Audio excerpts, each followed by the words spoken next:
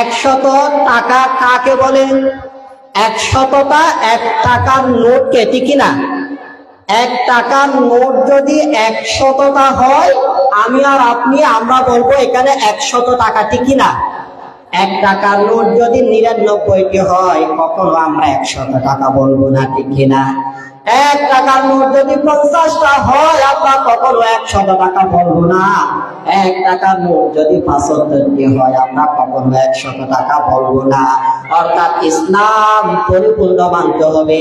50% মেনেছেন, 50% মানেন নাই, আপনি পরিপূর্ণ মুমিন নয়।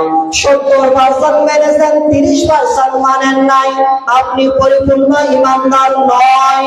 99% মেনেছেন, 1% মানেন নাই, আপনি পরিপূর্ণ ঈমানদার নয়। ঈমানদার পরিপূর্ণ হতে হলে ইসলামে পরিপূর্ণ ঢুকতে হবে। ইসলামে পরিপূর্ণ ঢুকতে পারলে আল্লাহর জান্নাতে যাওয়া যাবে, ঠিক না?